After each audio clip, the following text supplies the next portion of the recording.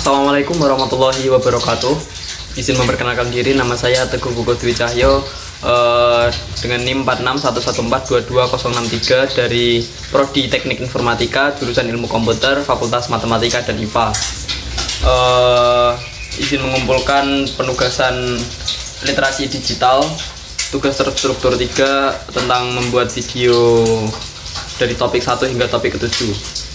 Pada topik pertama terdapat pembahasan tentang hubungan manusia dan teknologi. Manusia tidak bisa lepas dari adanya teknologi. Teknologi menjadi salah satu sumber unsur kebudayaan manusia sejak zaman dahulu. Teknologi saling berinteraksi dengan manusia. Nah, teknologi ini meliputi beberapa unsur seperti alat produksi, senjata, wadah, alat makan dan minum, pakaian, tempat berlindung, transportasi, dan komunikasi. Teknologi berfungsi untuk membantu kegiatan manusia dan melindungi manusia. Nah, perkembangan teknologi ini menyebabkan munculnya Society 5.0 yang muncul pada 2016 di Jepang, di mana manusia mampu menciptakan ruang fisik dan ruang cyber. Transformasi masyarakat 5.0 ditekankan perlunya keseimbangan penyelesaian masalah berupa kecerdasan berbasis kecerdasan buatan. Nah, urutan transformasi kehidupan masyarakat sendiri adalah sebagai berikut, di mana pada zaman masyarakat 1.0, masyarakat berburu dan meramu, di mana mereka hidup berdampingan dengan alam. Kemudian revolusi industri yang kedua yaitu revolusi industri masyarakat 2.0 yang dimulai pada tahun sekitar 13.000 sebelum Masehi, di mana masyarakat agraris mulai mengembangkan sistem irigasi dan perkembangan pemukiman. Kemudian masyarakat 3.0 yang dimulai pada abad ke-18 yang dikenal sebagai masyarakat industri, di mana di situ terdapat penggunaan mesin dan produksi yang massal.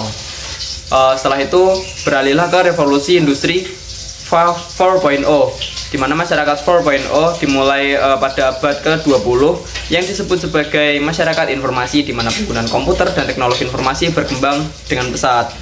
Kemudian pada saat ini kita dihadapkan dengan tantangan 5.0 pada awal abad ke-21 ini, di mana kita dipersiapkan untuk menjadi masyarakat super cerdas. Nah, beberapa faktor yang menyebabkan transformasi industri adalah karena perkembangan yang terjadi di masa revolusi industri. Perkembangannya terus mengalami perkembangan pesat selama 100 tahun belakangan ini, sehingga beberapa mata pencaharian hilang. Sebagai gantinya, muncullah beberapa mata pencaharian baru. Bagi mereka yang tidak mampu beradaptasi, mereka akan tenggelam. Inilah yang disebut sebagai disrupsi yang akan menggantikan hal-hal yang lama. Nah, masing-masing dari kita harus memiliki keterampilan khusus untuk menunjang keberlangsungan hidup kita.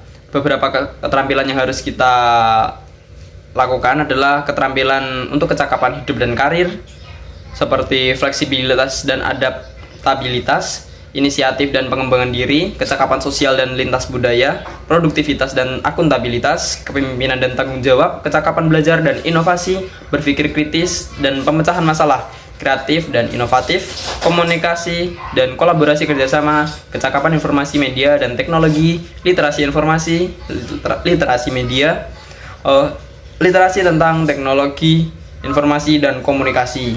Nah, itu adalah topik pertama tentang hubungan manusia dan teknologi.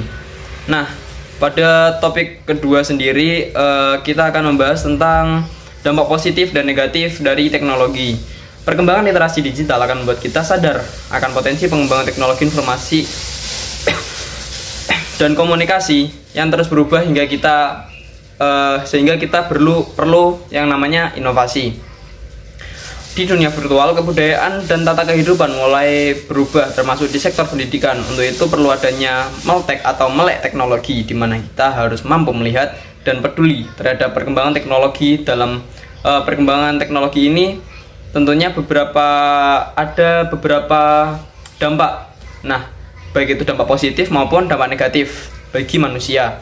Dampak positif, kompetensi dari literasi digital, yaitu yang pertama mampu menggunakan teks, alat, dan teknologi untuk mengakses informasi dan hiburan. Kemudian kecakapan untuk berpikir kritis, menganalisis, dan evaluasi data. Kemudian mampu mengomposisikan pesan dan praktik yang kreatif.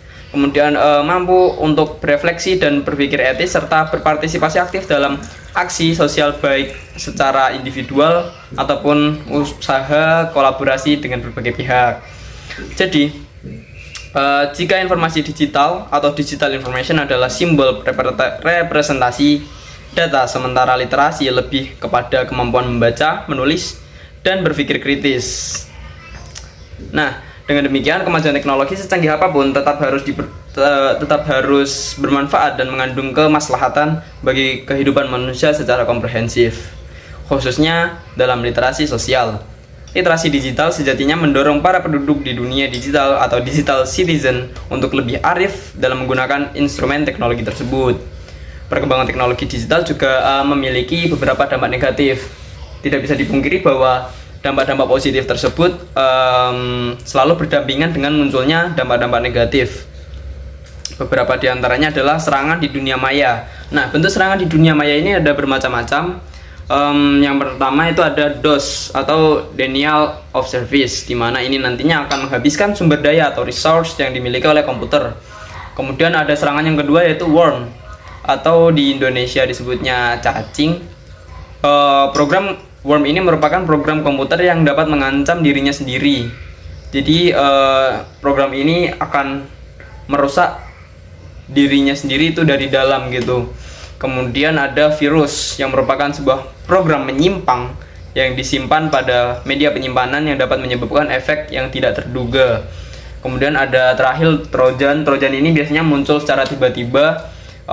Dia biasanya datang dari aplikasi-aplikasi crack yang sering kita install. Nah, di aplikasi crack tersebut biasanya tanpa kita sadari di dalamnya terdapat disisipkan sebuah Trojan yang dia dapat berakibat pada komputer kita. Kemudian ada ancaman lain di dunia digital, yaitu adalah pencurian informasi dan identitas. Kemudian ada manipulasi data digital. Nah, pada aspek kualitas hidup, teknologi juga ikut memberi dampak negatif. Beberapa hal yang menjadi imbas dari perkembangan teknologi adalah dari segi lingkungan hidup, masalah mental, dan masalah produktivitas kerja. Dengan dunia internet atau disebut juga cyberspace, hampir segalanya dapat dilakukan. Segi positif dari dunia maya ini tentu saja dapat membentuk tren perkembangan teknologi dunia dengan segala bentuk kreativitas manusia. Namun dampak negatif pun tidak bisa dihindari. Nah, itu adalah pembahasan di topik kedua. Kemudian di topik ketiga kita akan membahas tentang konsep dan pemanfaatan Internet of Things dan Big Data. Internet of Things merupakan suatu penemuan yang mampu menyelesaikan masalah dalam penggabungan teknologi dan dampak sosial, di mana IoT dapat digambarkan sebagai infrastruktur global untuk memenuhi kebutuhan informasi masyarakat yang memungkinkan pelayanan canggih dan terkoneksi baik secara fisik maupun virtual.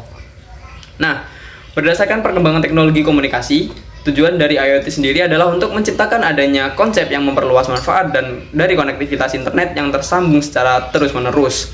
Konsep IoT sendiri cukup sederhana, yaitu dengan acuan terhadap 3 elemen utama pada arsitektur IoT. Nah, 3 elemen tersebut yaitu yang pertama ada barang fisik yang dilengkapi dengan modul IoT. Kemudian perangkat terkoneksi ke internet seperti modem dan router wireless PD. Kemudian yang terakhir adalah cloud data center, tempat untuk menyimpan aplikasi beserta database. Lalu gimana sih cara kerja IoT? Cara kerjanya sendiri cukup sederhana, di mana ia memanfaatkan sebuah argumentasi pemrograman yang dimana tiap-tiap perintah argumennya menghasilkan sebuah interaksi antara sesama mesin yang terhubung secara otomatis tanpa campur tangan manusia dalam jarak berapapun. Nah, untuk menyambungkan interaksi kedua mesin tersebut dibutuhkanlah yang namanya internet. Di sini manusia hanya sebagai pengawas yang mengawasi kinerja dari kedua mesin tersebut. Dengan prinsip tujuan IoT, sangat memungkinkan IoT untuk diaplikasikan dalam beberapa bidang kehidupan. Nah, beberapa di antaranya adalah penggunaan perorangan, perkantoran, rumah sakit, pariwisata, industri, transportasi, konservasi hewan, pertanian dan peternakan, serta pemerintahan. Tetapi dalam pengaplikasiannya, IoT membutuhkan beberapa perangkat, yaitu yang pertama ada sensor, kemudian yang kedua ada CPU atau komputer, yang ketiga adalah sistem operasi, yang keempat adalah jalur komunikasi, dan yang keempat adalah output, dan yang kelima atau yang terakhir adalah output. Nah, dalam pemanfaatannya sendiri tentunya ada beberapa hal yang menjadi keunggulan dari IoT sendiri dibandingkan dengan teknologi sebelumnya atau teknologi konvensional.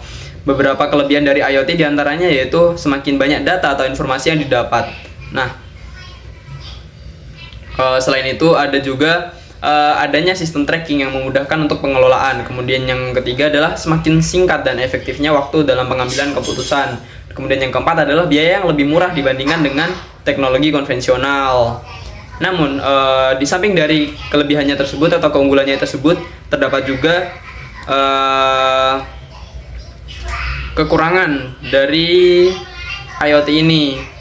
Beberapa di antaranya yaitu tidak ada standarisasi penggunaan sensor. Jadi apabila terdapat kerusakan pada USB, kita harus membeli di vendor yang sama untuk menggantikannya. Kemudian modul dari IoT dirangkai dengan sangat kompleks sehingga kita sebagai orang awam tidak bisa melakukannya. Kita membutuhkan orang ahli di bidang tersebut untuk melakukannya. Kemudian yang terakhir adalah rawan dengan tindakan hacking, sehingga data kita bisa dibajak. Kemudian ada big data. Big data adalah istilah yang menggambarkan volume data besar, baik yang terstruktur maupun data yang tidak terstruktur. Big data. Nah, big data adalah istilah yang menggambarkan volume data yang besar, baik data yang terstruktur maupun data yang tidak terstruktur. Big data telah digunakan dalam banyak bisnis, tidak hanya data besar yang menjadi poin utama, tetapi apa yang harus dilakukan organisasi dengan data tersebut. Big data dapat dianalisis untuk wawasan dan mengarah pada pengambilan keputusan dan strategi bisnis yang baik. Fenomena big data mulai muncul pada tahun 2000-an ketika seorang analis industri, Doug Lenny, menyampaikan konsep big data yang terdiri dari 3 bagian penting, yaitu volume, kecepatan, dan juga variasi. Volume sendiri merupakan organisasi mengumpulkan di volume ini organisasi mengumpulkan data dari berbagai sumber termasuk transaksi bisnis, media sosial, dan informasi dari sensor atau mesin. Di masa lalu aktivitas semacam ini menjadi masalah, namun dengan adanya teknologi baru seperti Hadoop bisa meredakan masalah ini. Kemudian ada kecepatan. Aliran data harus ditangani dengan secara cepat, tapi tetap bisa melalui hardware maupun software. Teknologi hardware seperti RFID tag atau radio frequency identification, sensor pintar lainnya juga dibutuhkan untuk menangani data yang real time. Kemudian ada yang ketiga yaitu variasi. Data yang dikumpulkan mempunyai format yang berbeda-beda, mulai dari yang terstruktur, data numerik, dalam database tradisional, data dokumen terstruktur teks, email, video, audio, transaksi keuangan, dan lain-lain. Nah, selain ketiga bagian utama tersebut, peneliti juga menambahkan bagian yang termasuk ke dalam bagian penting di dalam big data. Beberapa di antaranya adalah variabilitas, kompleksitas, dan potensi big data. Di variabilitas sendiri, selain kecepatan pengumpulan data yang meningkat dan variasi data yang semakin beraneka ragam, arus data kadang tidak konsisten dalam periode tertentu. Salah satu contohnya adalah hal yang sedang tren di media sosial. Periodenya bisa harian, musiman, dipicu peristiwa, diadakan, dan lain-lain. Beban puncak data dapat menantang untuk analis big data, bahkan dengan data yang tidak terstruktur. Di kompleksitas sendiri, misal hari ini data berasal dari berbagai sumber sehingga cukup sulit untuk dihubungkan atau mencocokkan, membersihkan, dan mengubah data di seluruh sistem. Namun big data sangat dibutuhkan untuk memiliki korelasi antara data, hierarki, dan beberapa keterkaitan data lainnya atau data yang acak. Kemudian potensi big data. Jumlah data yang telah dibuat dan disimpan pada tingkat global hari ini hampir tak terbayangkan jumlahnya. Data tersebut terus tumbuh tanpa henti, artinya big data memiliki potensi untuk mengumpulkan wawasan kunci dan informasi bisnis. Sayangnya sampai saat ini baru sebagian kecil data yang telah dianalisis. Big data dalam bisnis menjadi strategi yang baik dalam mengolah informasi mentah menjadi keuntungan yang mengalir ke organisasi bisnis setiap hari. Nah, pentingnya big data tidak hanya berputar pada jumlah data yang organisasi miliki, tetapi hal yang penting adalah bagaimana mengolah data internal dan eksternal. Kita dapat mengambil data dari sumber manapun dan menganalisisnya untuk menemukan jawaban yang diinginkan dalam bisnis, seperti pengurangan biaya, pengurangan waktu, pengembangan produk baru, dan optimalisasi penawaran produk. Kemudian yang terakhir adalah pengambilan keputusan yang cerdas. Kemudian kita masuk ke topik yang keempat, yaitu konsep dan pemanfaatan Artificial Intelligence atau AI. Artificial Intelligence atau AI merupakan sebuah kecerdasan buatan yang merupakan mesin di mana ia belajar dari pengalaman, menyesuaikan diri dengan inputan baru, dan melakukan tugas seperti yang dilakukan oleh manusia. Kecerdasan buatan dapat dilihat dari 4 sudut. Di mana AI menciptakan mesin cerdas yang mampu melakukan seperti yang dilakukan manusia. Sudut pandang kita bisa melihat AI ini dari 4 sudut. Yang pertama yaitu sudut pandang kecerdasan, sudut pandang penelitian, sudut pandang bisnis, dan sudut pandang pemrograman. Nah, tujuan dari AI sendiri adalah untuk membuat mesin menjadi lebih pintar, memahami apa itu kecerdasan, dan membuat mesin menjadi lebih bermanfaat. Konsep dari AI sendiri ada 4, yaitu thinking humanly, thinking rationally, acting humanly, dan acting rationally. Thinking humanly yaitu dimana AI dapat berpikir seperti layaknya manusia. Kemudian thinking rationally yaitu dimana kemampuan AI ini mampu berpikir secara rationally dan kemudian secara rasional. Dan kemudian acting humanly dimana AI mampu bertindak seperti manusia, dan acting rationally dimana AI mampu bertindak secara rasional. Bagian utama dari AI adalah basis pengetahuan atau knowledge base yang berisi tentang fakta-fakta, teori, pemikiran, dan hubungan antara satu dengan yang lainnya. Kemudian bagian utama lainnya adalah motor inferensi atau inference engine, di mana ia mampu menarik kesimpulan sendiri berdasarkan pengalaman. Implementasi dari AI sendiri sangatlah banyak, mulai dari dunia kesehatan, dunia jurnalisme, dunia otomotif, dan dunia industri, serta masih banyak lagi. Nah, AI sendiri merupakan penerapan perkembangan dari komputasi konvensional. Yang membedakannya dengan komputasi konvensional adalah beberapa aspek berikut. Jadi pemrosesan yang sudah mengandung konsep-konsep simbolik, berbeda dengan teknologi sebelumnya di mana lebih bersifat algoritmik. Kemudian yang kedua adalah sifat output yang bisa saja meskipun tidak lengkap. Jadi di teknologi sebelumnya itu kita harus memasukkan input yang sangat lengkap. Kemudian ada pencarian yang kebanyakan bersifat heuristik. Kemudian lebih terfokus pada pengetahuan, struktur kontrol yang dipisahkan dari pengetahuan, sifat outputnya yang kuantitatif, pemeliharaan dan update-nya relatif lebih mudah. Kemudian memiliki kemampuan penalaran. Nah, dengan beberapa kemajuan dan keunggulan dari AI tersebut, tentunya akan tidak berguna tanpa adanya sumber daya manusia yang memadai. Untuk itu perlunya untuk memiliki pemikiran-pemikiran yang berkembang, yang kreatif dan inovatif untuk menunjang perkembangan zaman. Kemudian kita masuk ke topik kelima, yaitu konsep dan pemanfaatan e-commerce.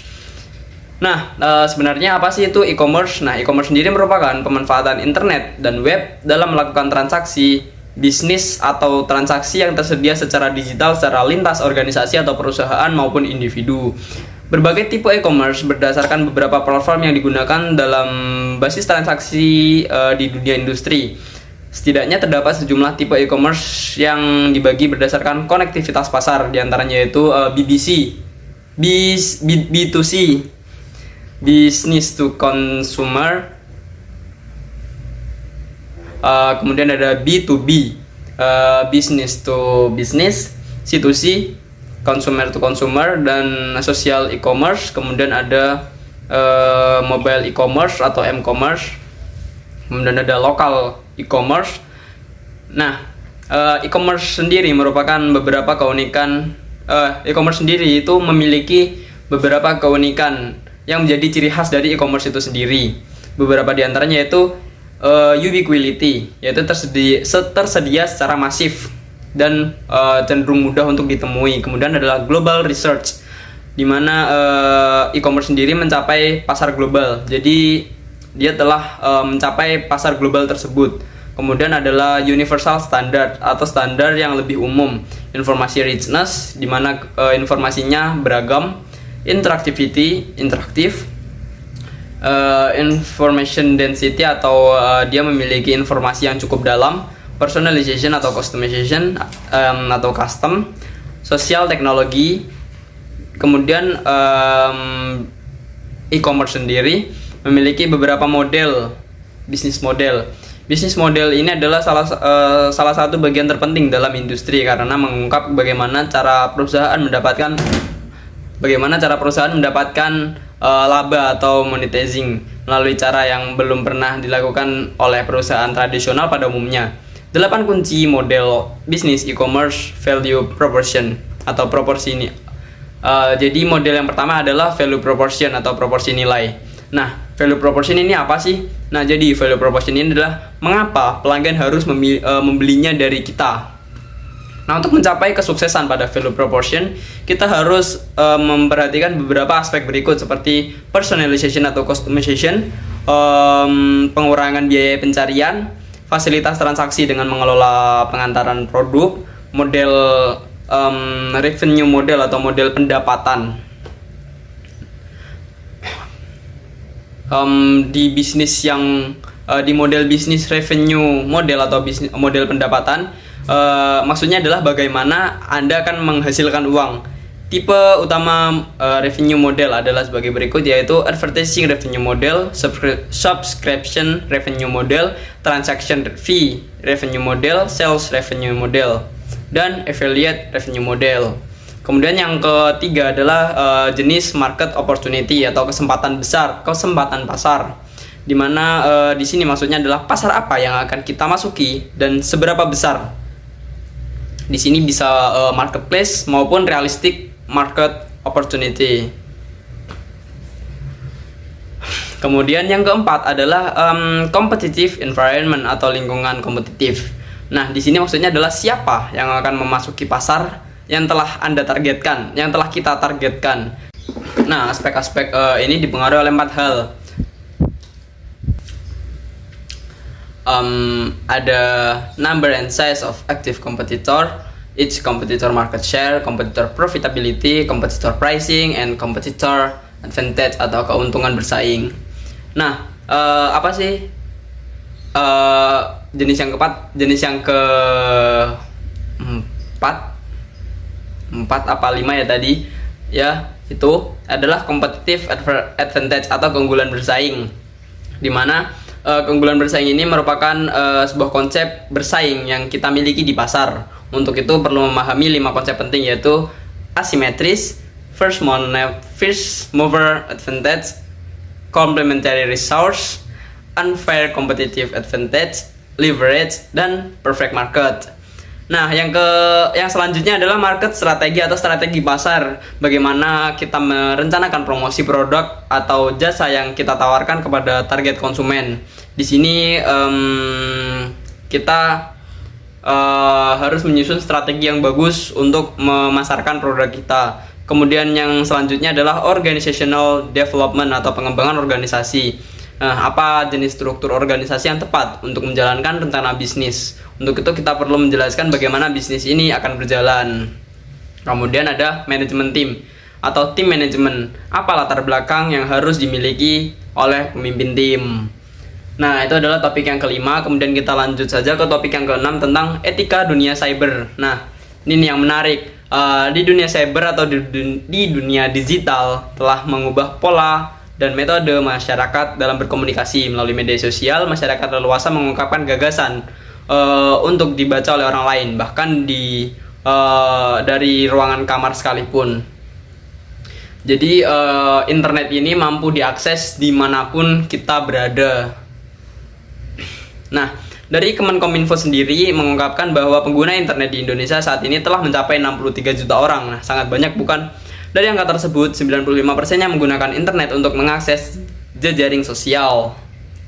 Menurut data dari Weber Sendik, perusahaan public relation, jenis-jenis media sosial diantaranya adalah sebagai berikut. Yang pertama adalah collaborative project. Nah, collaborative project ini apa sih? Jadi collaborative project ini adalah contohnya seperti Wikipedia dan web berbasis pengetahuan, di mana ia merupakan ensiklopedia kolaboratif di mana semua orang bisa menulis, mengedit, dan menambah isinya. Bahkan banyak orang yang menggunakan Wikipedia untuk menyelesaikan tugas dan pekerjaan rumah. Hanya saja perlu diingat, sesuai dengan sifatnya yang kolaboratif, maka siapapun dapat menulis maupun mengubah informasi yang terdapat di dalamnya. Untuk itu perlu klarifikasi mendalam tentang bagaimana informasi tersebut diperoleh. Kemudian adalah content community. Nah, di sini contohnya seperti YouTube, di mana situs web ini bisa membagikan video atau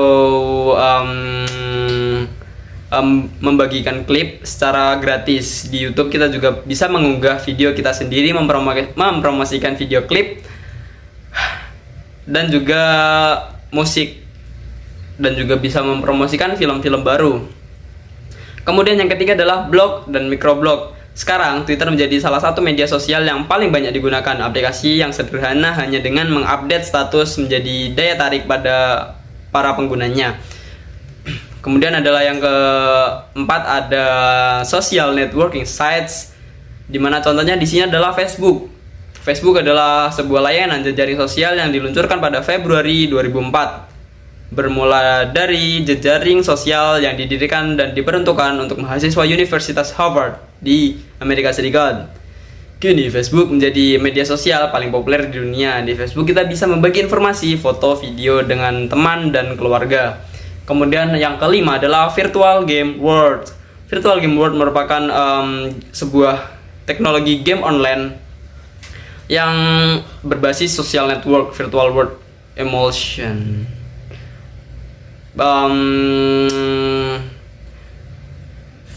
Jadi dimana kita bisa kayak mengatur emosi kita di game tersebut dengan secara real, sangat-sangat real. Kemudian yang keenam adalah virtual social world. Second life atau kehidupan kedua adalah dunia maya yang berbasis internet yang diluncurkan pada tahun 2003. Second life sendiri dikembangkan oleh perusahaan Linden Research Inc. yang sering disebut juga sebagai Lab Linden. Komunitas maya ini menjadi perhatian dunia saat diinput oleh media berita pada akhir tahun 2006 dan awal 2007. Nah, berdasarkan fitur dan kegunaannya, media sosial ini dapat dibagi menjadi 8 jenis. Yang pertama adalah relationship network. Kemudian yang kedua adalah medal sharing network. Kemudian yang ketiga adalah online review. Keempat adalah forum discussion. Kelima adalah social publishing platform. Yang keenam adalah bookmarking sites. Ketujuh adalah internet based network. Dan kedelapan adalah e-commerce. Nah, bagaimana kita harus berperilaku dalam menggunakan media sosial?